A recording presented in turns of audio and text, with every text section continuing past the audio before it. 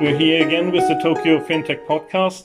And today we've got one of the most popular people in FinTech in Tokyo, Yuki Kishi, who's heading FinTech at Plug and Play. Hello. Welcome, Yuki. In addition to FinTech, also retail and branding now, right? Exactly. So, been an interesting journey, Yep. I think. You were the first person to start up here when Plug and Play came to Japan. Exactly. One of the first. So Plug and Play Japan, we came to Tokyo 2 years ago, 2.5 years ago. I joined this company as a ninth member. So it's still early stage. I joined the company about a year and a half ago as a FinTech Director. And then since January 1st this year, I'm also looking after FinTech and also brand and retail tech at the moment.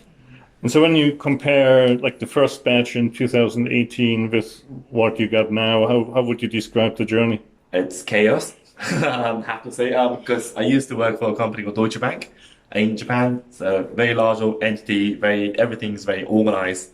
However, this company, in a way, we are a very startup mindset. We are running, every time we run this program, we try to scrap and build kind of approach. So if we like it, we can continue it. But if we think there's an improvement, every day we try to improve the process, operations, everything. Yes, of course, compared to the batch one, which is already 2 years ago, I think we've seen a tremendous amount of improvement, as well as the quality of startups, especially from Japan, is getting better and better because there's more brand awareness, recognition in this Japanese market. For you, and you get better Yes, applications. exactly. Okay. Yeah. Did you see the themes shifting? So what you had like in the first batch in terms of focus versus now?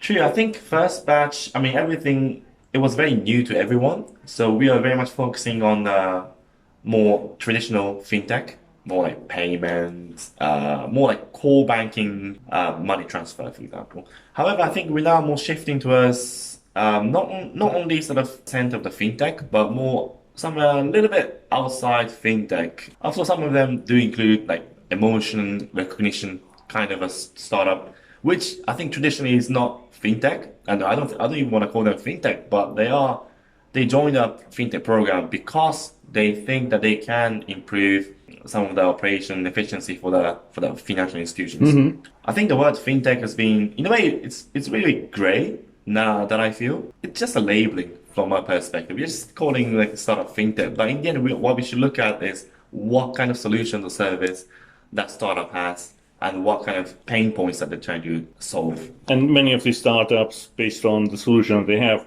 you could bucket in different industries. Exactly. You can use it in fintech, financial institution, you can use it in insurance company, you can use it in other telecoms. Yes, it's very different. As you said, the brand recognition also in Japan for Plug and Play has significantly increased, but maybe for those who don't know Plug and Play that well, we should spend a few seconds on what you're doing. That's a very good point. Yes, so Plug and Play, we originally started in Silicon Valley, I think back in 2006.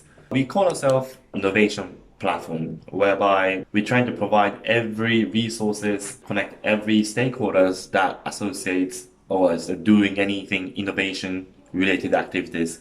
We help startups to accelerate the business, as well as we help corporates, large traditional Fortune 500 kind of corporates, to help them accelerate their innovations. How we do it is our main business is trying to connect the startups and corporate together, and with that, the corporates can use the asset from startup, and of course, startups can also use that asset from the corporate side. There's a win-win situation, and then tends to collaborate together, or occasionally some of the startups that's being bought by large corporates. Any formation can happen. We started in business in Silicon Valley, and also we are investing company. We are venture capitalists, so we do invest to any startups that we've seen in the course of the matchmaking business. For example, some of the successful investments are like Lending Club, Dropbox, PayPal. Some small examples. Exactly. We happen to be one of the first investor. Some of the recent unicorns for the fintech. I know, given you're from Germany, N26 is a German mobile banking app. We were also the first investor for the company. I think back in 2013 or 15, can't remember. Wow. So then luckily that became unicorns. So that's how we also make money. the way the program works, so there's not necessarily an equity give up that the companies need to make, right? So it's a selective decision on your side if you invest or not. Exactly. So we are running, for the startup perspective, we are running accelerator program, and as Norbert just mentioned, some of the programs they do take equity from a startup as an entrance fee. However, what we're doing, we don't take any equity. We just, of course, the selection process is very competitive, but during the selection process, we don't take any equity. But we spend, after that, once it's selected, we spend about 3 to 4 months together with the startups to brush up their business and connecting with that large corporation. And then throughout the journey, if you really like the startup, that's also when we invest or consider investing to the startup. Yeah. What do the numbers look like here in Japan? So for the last batch, how many applications did you get and how many companies did you actually take in? So every time we receive about 150 applications for each theme. So I'm covering fintech and also now brand and retail. So each theme we get about 150 applications, not only from Japan but also from globally. 1/3 of the application is from Japanese startup, 2/3 are from outside Japan. So that's pretty interesting. And also surprising stats from a perspective. And then, of course, from 150, the selection process happens for a month, and then we narrow it down to about 10 to 20 startups we call it every batch. Yeah, so which is every 6 months, we run the program, yes. Batch is a difficult word for Japanese, I think. I had a few friends asking me when we were talking about plug and play, and the current batch was like, what is a batch? What do you mean? Is there a focus in the 2/3 globally, kind of a continental focus? How many of those are European, Asian, American? That really depends on the timing, but on average, I would probably say of those 2/3, it's nicely or evenly split into different continents. So 1/3 coming from North America, 1/3 from Asia, and 1/3 from Europe. Okay. And of course, within Asia, I'll probably say that China is the majority. Of course, there are a few coming from Singapore or any other Southeast Asian countries. But yeah, China is the one. For Europe, that really depends. Sometimes it's UK, sometimes Germany, sometimes Spain. And also we do receive applications from Italy and France is something that we've seen pretty big jump in the past, yes. Is there something that comes out of your global ecosystem as well, where you have like a Spanish company that's been part of Plug and Play in Spain? Exactly. And they say it's basically being sent over here? Exactly. Okay. So, from that perspective, the Plug and Play, we operate globally. We have, I think, more than 30 offices around the world. We're just using, and then 1/3 of our staff is called what we call ventures team. So they are the one who actually go into the ecosystem for each market, then try to get connection with the startups. They do scouting startups, sourcing startups, and then they put it on a database, and we share the database globally, and we do exchange ideas, knowledge, and also which startups are looking into wants to go to a different market. We always do that knowledge sharing, info sharing session, yes. Let's talk about the Japanese corporates. What transformation have you seen over the 2 years and how they interact with startups, if any? Japanese corporates tend to be very slow in decision making, and then they just don't have the experience working with the startups. So everything is working with the startups or open innovation. It is something's new for the Japanese corporates. So initially, yes, not only the person that we're dealing with, but also the culture of the company. It was very tough. Even if we introduced great startups, that corporates, nothing really moved on. However, through this 2 years, one of the greatest improvement was that the person that deal with the startups, he or she, their mindset really changed a lot, more positively. It used to be that they were, of course, a little bit skeptical about working with the startups, but now they're very, very much supportive to the startups. They really help startups to connect to the right person within their organizations.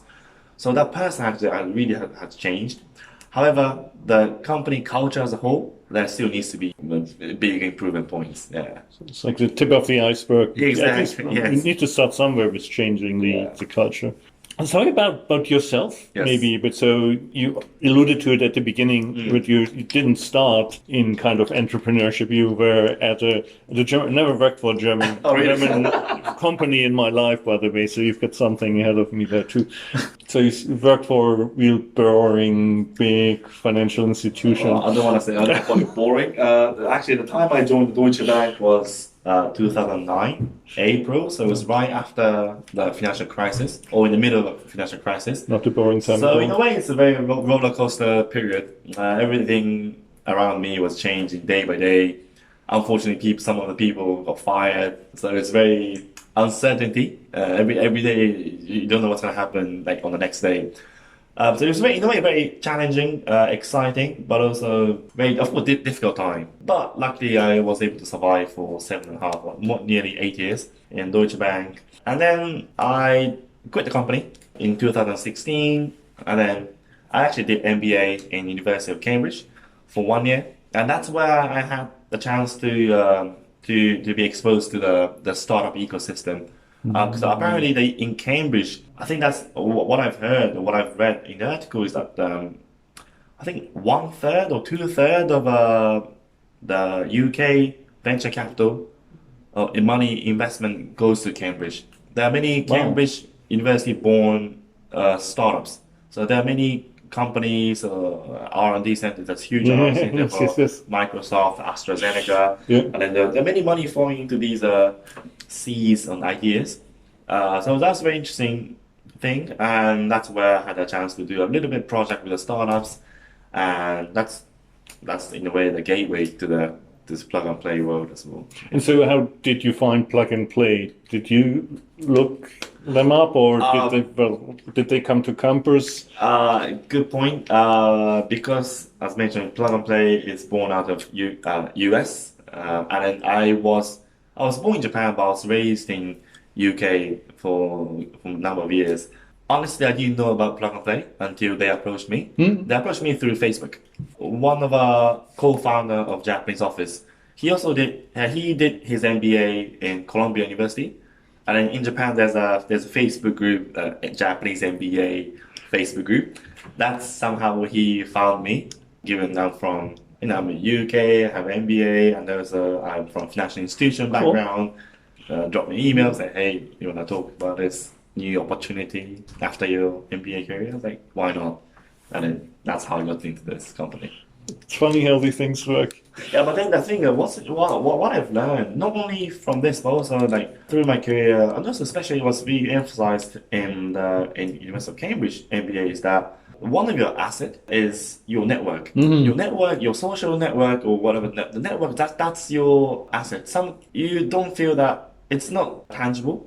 It's very intangible asset, but try to spend or try to invest into these network. Let's say in your 1 year MBA. So I think executive director and the MBA person on the day one, she said, don't spend your time in library, but go to the pub, go spend time with your colleagues, and that will be your most valuable asset for your lifetime. So I was like, oh yes, that's true. And then they did that, and also with this, how I got into play is also from, in a way, network. Right. And then what I'm now doing is that they're connecting the startups and the corporates. So it's in a way networking business. Yeah. So everything is for my career is you get to meet everybody exactly in this space. I get to know Norbert, from this plug and play for better or worse. Yeah. No, Cambridge is interesting, right? I think next week FinoLab has Cambridge quantum computing guys over here. Yes. So there's lots of good research, and it's the Cambridge Center for Alternative Finance, always putting out brilliant research pieces. And so I'm a little bit jealous. I didn't do an MBA. I mean, I think you mentioned in our conversation prior that when you moved to London, you didn't speak English, and so you get some empathy maybe for people who come to Japan and don't speak the language. But what's your advice for startups, right, that want to crack the Japanese market? Good question. I want to crack Japanese market. Yeah. Right? Of course, the first advice to them is that they hire the right person, hire a Japanese-speaking local person here in Japan, That will be the fastest, one of the fastest way. And of course, secondly, I'll say, come to Plug and Play Japan. Come to me. I'll get you connected with the right person. Yeah. Yeah, those are two advices that I always make to the startups, especially international startups, once they come to the Japanese market. But at the same time, I always try to manage the expectation. As I think earlier mentioned, Japanese corporate, the decision-making process is very slow. Some of the startups that join our Plug and Play Japan Accelerator program, the 3 months program, on the day one, they are expecting, hey, maybe after 3 months, they'll get 10 POCs, they might have one or two commercial deals. Yeah. But I was like, no, that's not going to happen. That's too much expectation. Of course, it will help you succeed, but you should spend your 3 months more on the marketing, more like feasibility check, that whether your product or service is really fitting to the Japanese market, or if any localization needed, what would be the step. So just spend on time on that, and as well as just try to utilize these 3 months to get the relationship building with the Japanese corporates.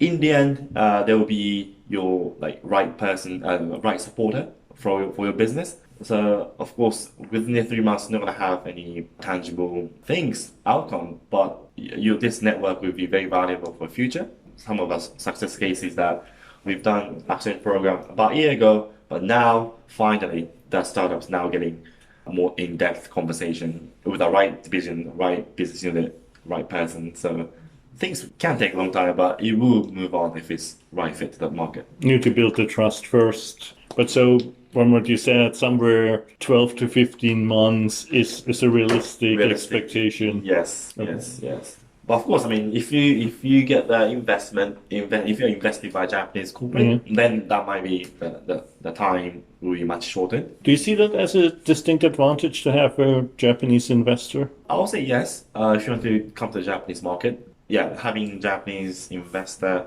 in your shareholder list, that will be definitely a plus. That's one of the reasons is because Japanese corporates tend to look out for use cases, how credible you are.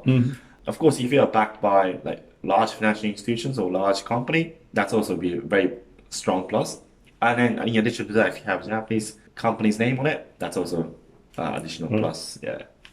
So if you look at financial services industry or services industry in Japan overall, while engineering is world class, service industry is kind of the bottom of the pile a bit.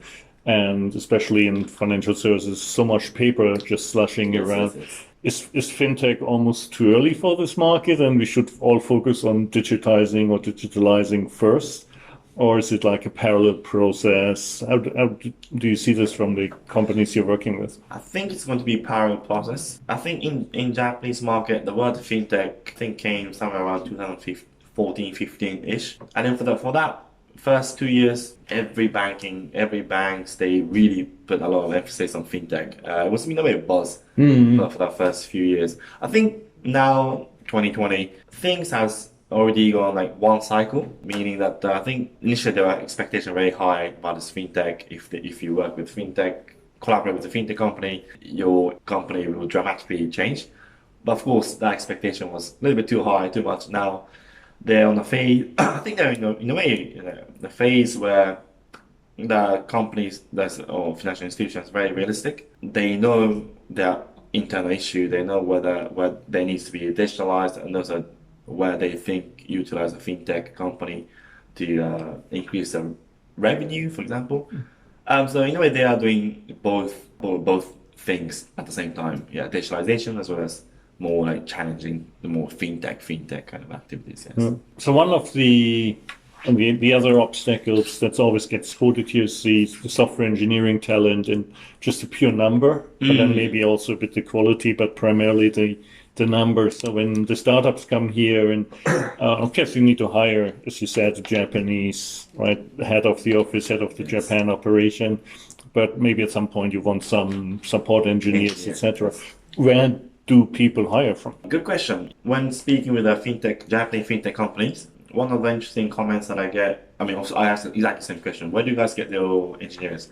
They said they get it from gaming industry in Japan. Yes, the gamings, as many of the audience know, in Japan is pretty strong. One of the I think, in a way, culture for Japanese market. Then I didn't know that, but from the FinTech founders' perspective, they see many great talents from this gaming industry. So they are hiring a lot from that sector, apparently. Yeah. Gaming sounds cool, right? Yes. And then you go into, well, FinTech is not quite as boring as a bank, but it's like going to an insurtech. Gaming sounds much more fun in a way. Exactly. Exactly. But no, it's true. There's lots going on, certainly, right? And also in the blockchain space. What is like the most impressive company you've seen over these 2 years? Most impressive companies. Okay, I'll probably choose a company called Ginkan. Ginkan is a Japanese company. They're using the technology itself is using blockchain. They are, in a way, what they're trying to do is that they're more like doing the Yelp, more food, restaurant review kind of things. But of course, for those reviewers who write a nice review, they get rewarded as crypto assets. Why I choose this company? They were batch one fintech. They were selected batch one fintech startup. Of course, food review, restaurant review, is it really fintech? Not quite. But yeah, the other thing, fintech is they're using blockchain for the crypto assets. Why I choose this company is that they initially started from zero. They didn't really have much traction. I've really seen the company grew only within 3-4 months of our program. They were able to do POCs with one of our corporate partners. And even after that, they are getting many tractions from our platform, from our ecosystems. So it's very impressive in the way that they're really utilizing our network as much as possible. And of course, we didn't choose the media company so that they can be on the whatever newspaper or internet blogs or articles. And then, of course, once they're on the media, then that gets more tractions, then getting investments. And yeah, that's the company that was really impressive from my perspective. They really started from zero, but now they really grew from zero to like 100, like right in front of me. So that's very interesting. And a very successful 2019, right? So they won a prize at the FIBC. Exactly. They got into the MEFG accelerator, exactly. I think. And so it was like a breakthrough year, it seems like. I just see this like for these Japanese companies now the inverse, right? Many of them are very focused on conquering the Japanese market, which of course it's the third largest economy in the world. It's a huge market. But they're not really focused on world domination, like when you would found a startup in Silicon Valley and say, like, we're going to rule, right, this market. And where do you see this happening, where Japanese companies are going abroad? So I think one of the reasons why, or one of the mission for Plug and Play Japan is to help Japanese startups go globally, using our 34 offices around the world. However, like honestly speaking, we are not there yet. And we haven't had any cases where we really supported Japanese startups to go globally. But having said that, I think compared to batch one, which is 2 years ago, and compared to now, one interesting observations that we've seen is that the Japanese founder, instead of founding a business in Japan first, they found a business in Singapore or Vietnam or Cambodia first, and then they treat Japanese market as one of the market in Southeast Asia. In a way, yes, we haven't had any Japanese startup going globally, but the things are happening in a way a little bit differently. The Japanese person is starting business in different country, and then they're coming to Japanese market or they're going globally. So I think the mindset has been shifting. In sooner or later, the Japanese market, I mean, even now, Japanese market is now start shrinking in 3 years' time. So eventually, every startup they need to, or they should look not only Japan but also outside Japan. So hopefully, Plug and Play should be able to support that trend or wave in future. Right. Yes. That's also a very good point of seeing like the founders outside of of Japan. Ultimately, it's also the same decision that companies that come to Asia need to make, right? Where do I start? Do I start in Singapore or Tokyo? Maybe Hong Kong in the current situation is a bit down the list. But it also indicates a bit that there's still the barrier to entry are very significant. Yeah.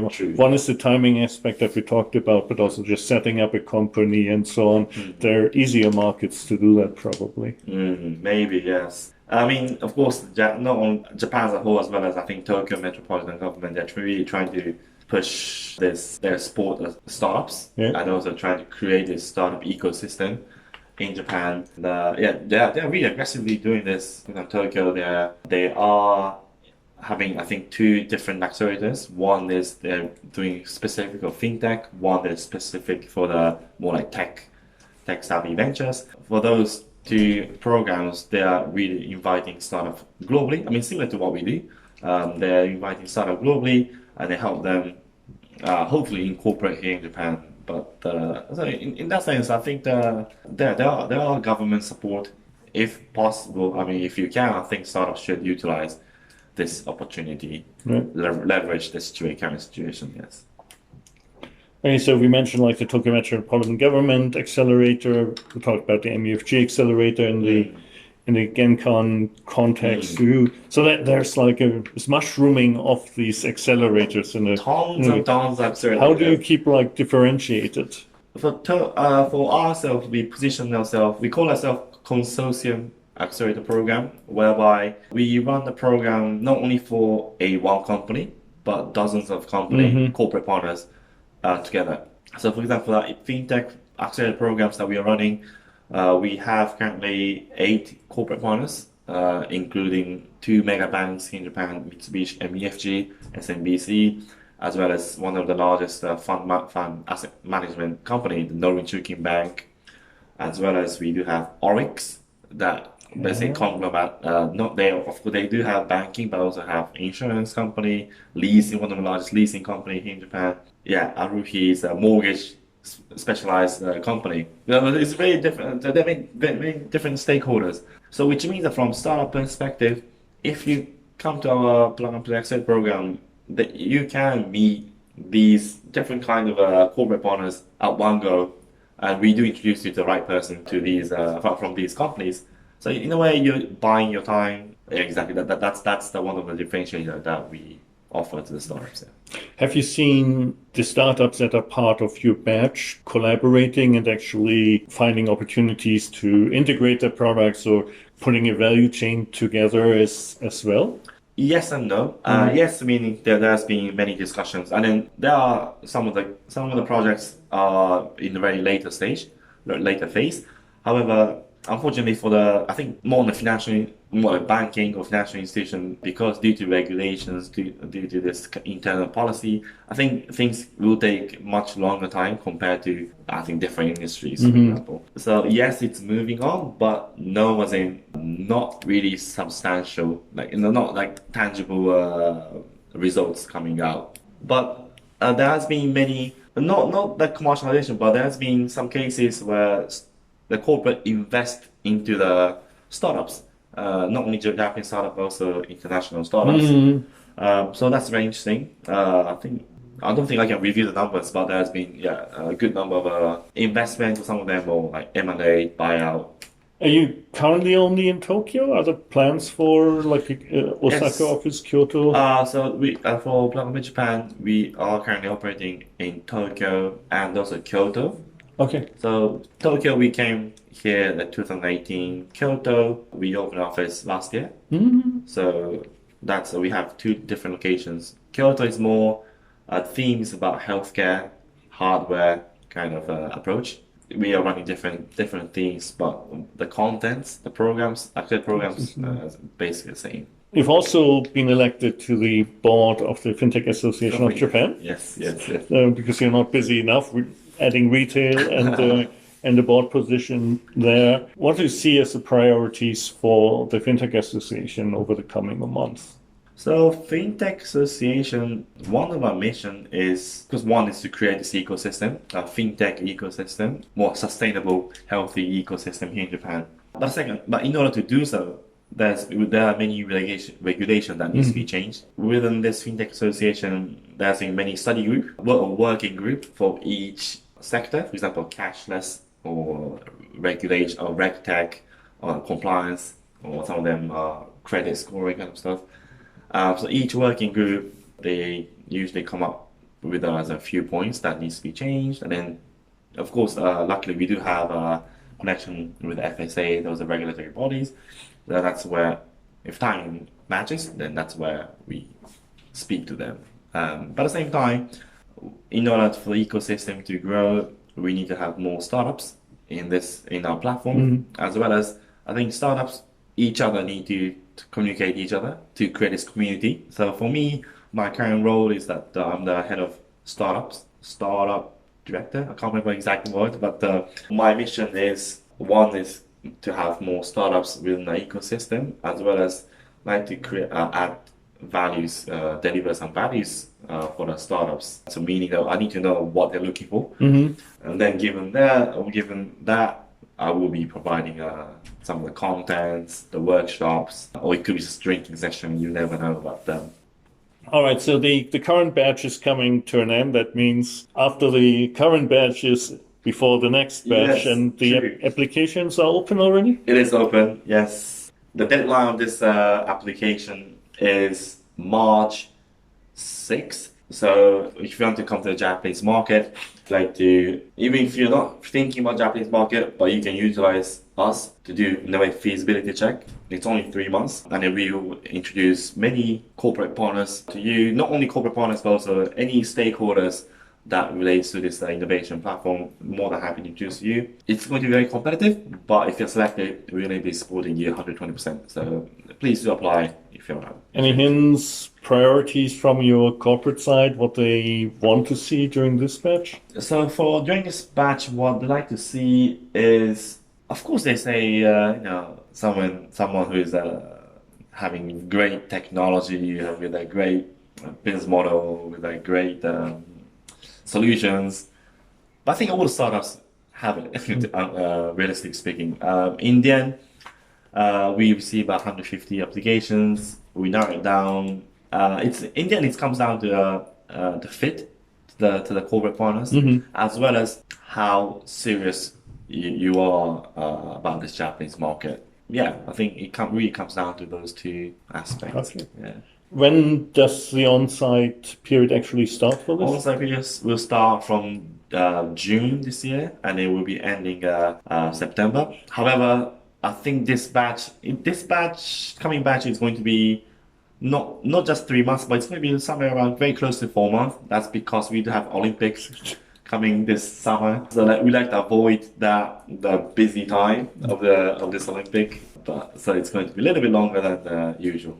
So if you ever wanted to check out the Japanese market and combine it with the Olympics, here's your chance. Submit by March 5th. Yeah. Wonderful. Thank you very much, Yuki. Thank you very much, Pleasure to Robert. talk to you. Thank you very much.